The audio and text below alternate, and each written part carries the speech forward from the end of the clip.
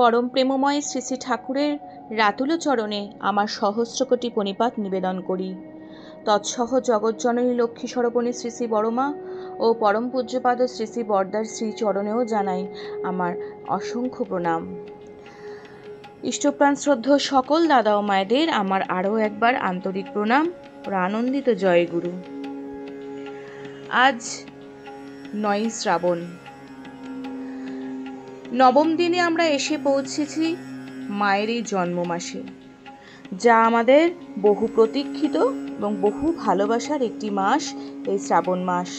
সারা বছর আমরা অপেক্ষা করে থাকি মায়ের গুণকীর্তন, মায়ের নাম, মায়ের বিভিন্ন সব কিছু সাংসারিক প্রতি পদক্ষেপে তিনি যে প্রতিয়ন্ত প্রাণ ছিলেন সেগুলো নিয়ে আলোচনা করার জন্য।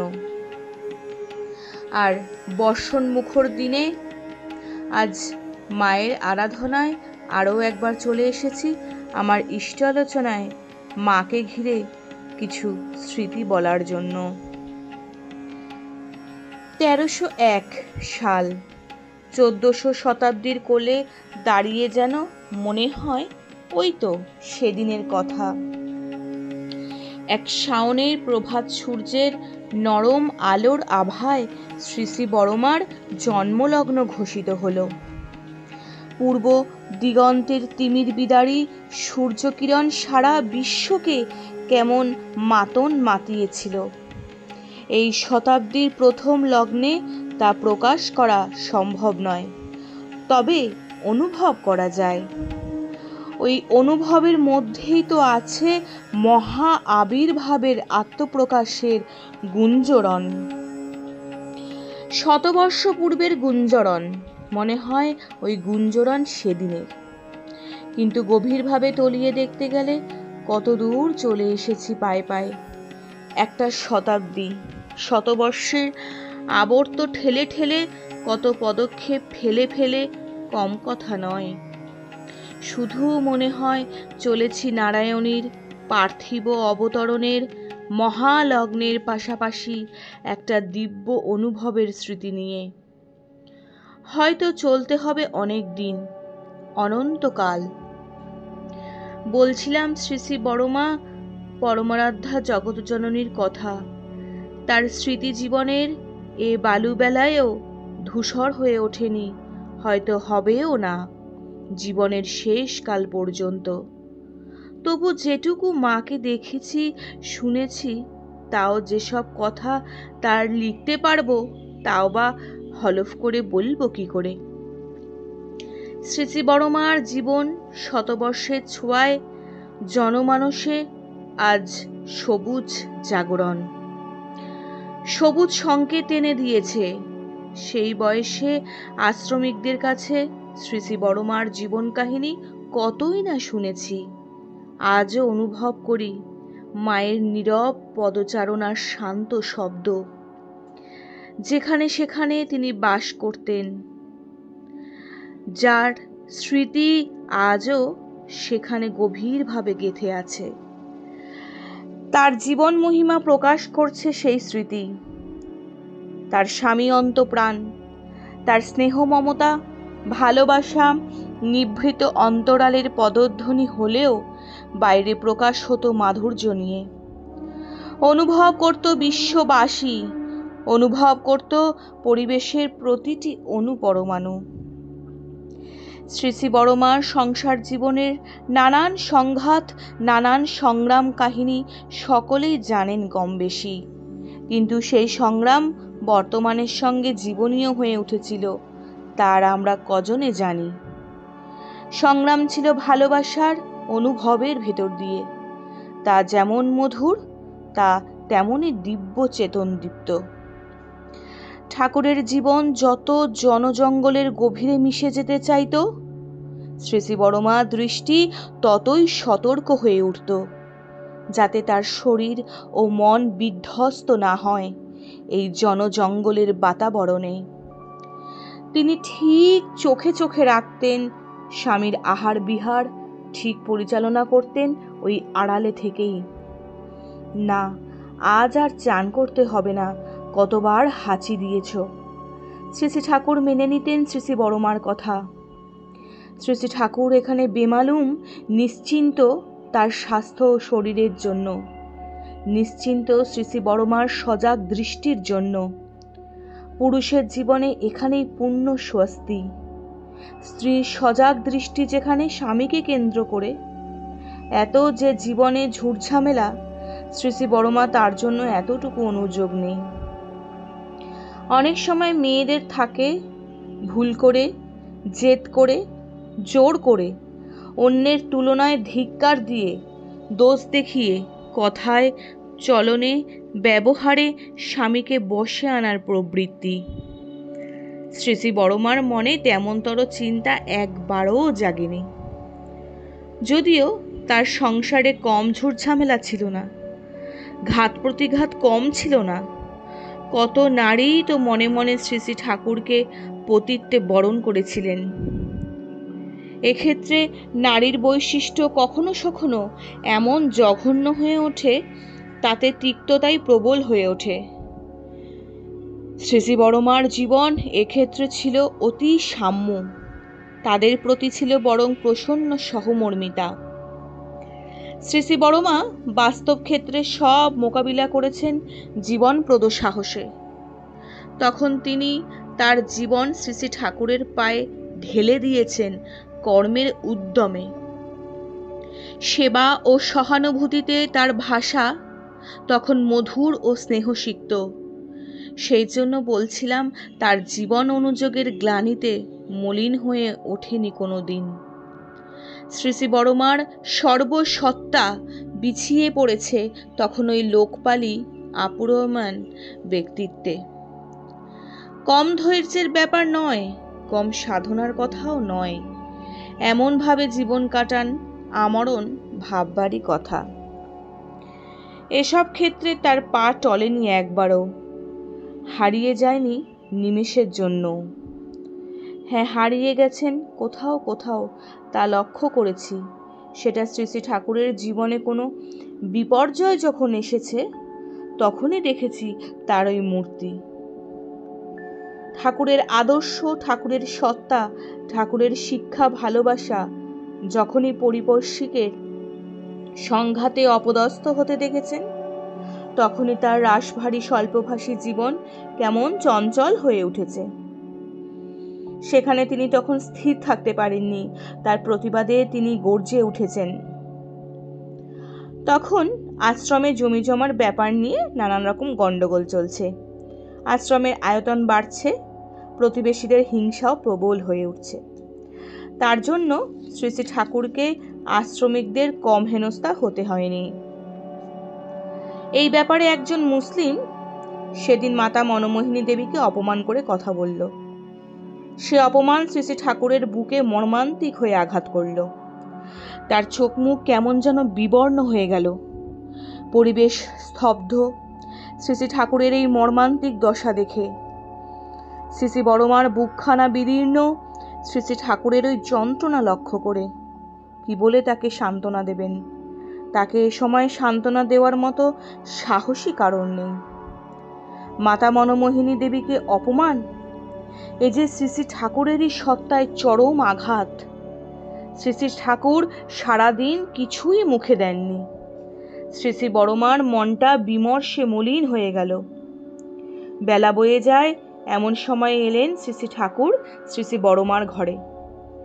বড়মা তো এক বিন্দু জল স্পর্শ করেননি সারাদিন। স্বামীকে কি বলে সান্ত্বনা দেবেন তার বুদ্ধিতেই আসছে না। এ যে সাংঘাতিক ব্যাপার। শ্রী শ্রী বড়মা স্বামীর মুখপানে তাকিয়ে ত্রস্ত হস্তে এগিয়ে এলেন আসন নিয়ে সাথে করে। পাশে রাখলেন এক ঘটি জল, ভাতের থালা এগিয়ে দিলেন পুত্রবধূ অপর্ণা দেবী। শ্রী শ্রী ঠাকুর ভাত ফেলে দিলেন মেঝেতে, থালা ঠেলে ফেলে দিলেন দূরে। আমি কুকুর, মায়ের অপমান আমার সহ্য করতে হচ্ছে, আমার থালায় খাওয়াই শোভা পায় না। ওই অবস্থায় ঠাকুর থাবা থাবা করে খেতে শুরু করলেন। শ্রী শ্রী ঠাকুরের কি রুদ্র মূর্তি! শ্রী শ্রী বড়মার চোখে জল, ব্যথায় তার বুকখানা হলদলিয়ে উঠছে, শুধু নীরব কান্না। তিনি বিষণ্ণ মনে থামের আড়ালে এসে দাঁড়ালেন। নিজেকে হারিয়ে ফেলেছেন স্বামীর যন্ত্রণায়। কিংকর্তব্য বিমূঢ় তার চিত্ত। শ্রী শ্রী বড়মার কটা দিন যে কিভাবে কাটল তার শান্ত স্বভাবের গতি দেখে কে বুঝবে। শেষে পূজ্যপাদ শ্রী শ্রী বরদার বিনীত অনুরোধে শ্রী শ্রী ঠাকুর পুনরায় স্বাভাবিকভাবে ফিরে এলেন। সে অনেক বড় ঘটনা। দেখেছি শ্রী শ্রী ঠাকুরের অসুস্থতার সময় শ্রী শ্রী বড়মা মাসাবধি অনাহার ও অনিদ্রায় কাটিয়েছেন। অক্লান্ত সেবায় দিন তার কাটত। নিজের দিকে তাকাবার অবকাশ থাকত না তার। এই তো শ্রী শ্রী বড়মার জীবন। রোগে শোকে দুঃখে নারীর জীবন যেমন হতে হয়, নিজেকে সব সময় স্বামীর পাশে তিনি রাখতেন।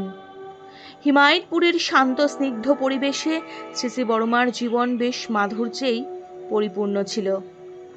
শ্রী শ্রী ঠাকুরের সঙ্গে সব ফেলে দিয়ে চলে এলেন দেওঘরে। এতদিনের পলে পলে সঞ্চিত মায়া মমতা ভালোবাসা ঘরবাড়ি এক লহমার মধ্যে ফেলে আসতে হলো এখানে। প্রবাসীর জীবনযাপন একটা আঘাত। শ্রী শ্রী বড়মার মনে এ আঘাত কিছুই স্পর্শ করল না। কেননা তিনি পরিতৃপ্ত তার স্বামীর পাশে দাঁড়িয়ে, সজাগ সতর্ক দৃষ্টি নিয়ে এক অতন্ত্র প্রহরিণী তিনি। সেদিন তার মনে কোনো প্রশ্নও তাকে ক্লান্ত করেনি। তিনি বুঝেছিলেন এ প্রশ্ন একান্ত অবাস্তব। তার স্বামীর এই অপার্থিব লীলা বোঝা তার সাধ্য নয়। সারা জীবন ঠাকুরের সঙ্গ করে এই বোধটাই প্রবল হয়ে আছে। শ্রী শ্রী বড়মার মনে একটা ধারণাই হয়েছিল, বিশেষ করে দেশের পরিবেশ লক্ষ্য করে, ঠাকুরের সাত্তত লীলার পূর্ণ বিকাশ ক্ষেত্র এখানে নয়, তা বিহার ভূমিতে। হিমায়তপুর শুধু শ্রী শ্রী ঠাকুরের জন্মলীলা ভূমি হয়ে রইল। স্মৃতিই বটে, বর্ষণমুখর এক শারদ প্রাতে অবিস্মরণীয় স্মৃতি। পূর্বের দিন থেকেই আকাশ ঘন ঘটা, মেঘাচ্ছন্ন। বৃষ্টি হয়েছে, এখনো বাড়ছে। গাড়ি রিজার্ভ করা হয়েছে, এবার শুধু যাত্রার পালা। শ্রী শ্রী বড়মা ঘরের সব কিছু গুছিয়ে নিয়ে প্রস্তুত। লক্ষ্য, তার স্বামীর প্রয়োজনীয় জিনিসপত্র কোনোটা ফেলে যেতে না হয়। সারা আশ্রম আসন্ন বিদায় স্মৃতিতে বিষণ্ণ। শ্রী শ্রী বড়মা যাকে যা বলবার করবার দেখবার তা নির্দেশ দিলেন। তারপর ধীর পদক্ষেপে গাড়িতে স্বামীর পাশে এসে বসলেন। প্রবল ঝড় বৃষ্টি তখনও। গাড়ি রওনা দিল। মাঝপথে জলের জন্য গাড়ির ইঞ্জিন বিকল হয়ে গেল। আরেকটা গাড়িতে শ্রী শ্রী ঠাকুর রওনা দিলেন। গাড়ি এসে পৌঁছল শেষে ঈশ্বরদী স্টেশনে। যাত্রা শুরু হলো ট্রেনে। অনেক কথা সে যাত্রা পথে। এখানে এত লিখতে গেলে তা কিন্তু বা বলতে গেলেও অনেক বড় হয়ে যাবে। নৈহাটিতে শ্রী শ্রী ঠাকুরের ভোগ হলো। শ্রী শ্রী বড়মার মনটা ঠাকুরের জন্য চিন্তিত ছিল। ভোগ হলো, তিনি শান্ত হলেন। সকলের শেষে শ্রী শ্রী বড়মাও সামান্য কিছু গ্রহণ করলেন। শ্রী শ্রী বড়মার এই যাত্রা ভালোই লাগছিল। স্বামী, পুত্রগণ, পুত্রবধূগণ, নাতি নাতনিদের সঙ্গে তার এই যাত্রা। ওই সঙ্গে আছে বহু সৎসঙ্গী, যাদের নিয়ে তার নিত্য জীবন। আনন্দই লাগার কথা। কি জানি এই আনন্দের মধ্যেও বেদনা জাগে কিনা অতীতের কোনো ঘটনাকে কেন্দ্র করে। প্রিয়তমা কন্যা সাধনাকে হারিয়েছেন তিনি বহু পূর্বে। তার স্মৃতি তাকে আজও কেমন পীড়া দেয়, সে কথা এখনো মনে হানা দেয় মাঝে মাঝে। তবে জীবনে সব স্মৃতি মধুর করে নেন শ্রী শ্রী ঠাকুরের দিকে তাকিয়ে, যাকে নিয়ে তার সংসার। পুত্রকন্যা নাতি নাতনি তিনি তো তার সামনেই। সব কথা ব্যথা সরল হয়ে আসে একটা ভালোবাসায়। দেওঘর আসার পর শ্রী শ্রী বড়মার জীবন সংগ্রাম কি এখানেই শেষ হলো? বরং নতুন করে শুরু হলো সংগ্রাম। একটা কপর্দকও তো আনেননি সঙ্গে। বলতে গেলে এক কাপড়েই আসা এখানে। সঙ্গে এত লোকজন, এত বড় পরিবার, সেই সঙ্গে অর্থাভাব। বড় মা বিচলিত হলেন না। সেদিনের স্মৃতি সত্যিই সুন্দর। শ্রী শ্রী বড় মা বিচলিত হলেন না তার স্বভাব সংযত জীবনের জন্য, তার প্রকৃতিতে গুছিয়ে চলার জন্য, তার সংসারের হেসেলে কত লোকের ভিড়।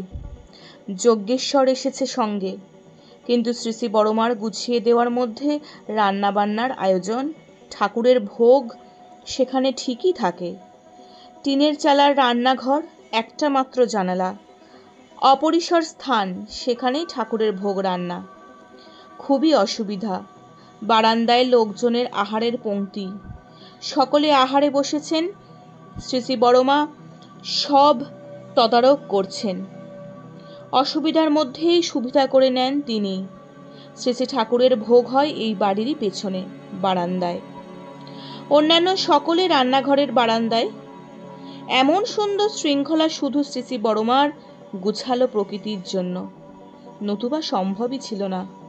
তার থাকার ছোট্ট ঘরটা কেমন সাজানো গোছানো। ওইখানে বসেই তিনি শ্রী শ্রী ঠাকুরের জন্য পান সাজেন। ঠাকুরের কিছু প্রয়োজন হলে সাজানো কৌটো থেকে সঙ্গে সঙ্গে বের করে দেন। ওই ঘরটাই ছিল তার সব কিছু। শ্রী শ্রী ঠাকুরের আদর্শ প্রচার এখান থেকেই তীব্র হয়, সেটা ঠিকই। শ্রী শ্রী বড় মা পুরুষোত্তম লীলাসঙ্গিনী হয়ে শতাব্দীর কোলে অমর হয়ে আছেন, তাও ঠিক। কিন্তু শ্রী শ্রী বড় মা জীবনে কম আঘাত সহ্য করতে হয়নি এখানে এসে। দুমকায় মুখার্জি পার্কে এক কঠোর নিরানন্দময় জীবন, স্থানীয় পরিবেশের অত্যাচার, খেয়ালি আচরণে তার পুত্রদ্বয়ের কি দুর্ভোগ, পরিবেশের প্রকোপে তাদের জীবনে কত লাঞ্ছনাই না ভোগ করতে হয়েছে।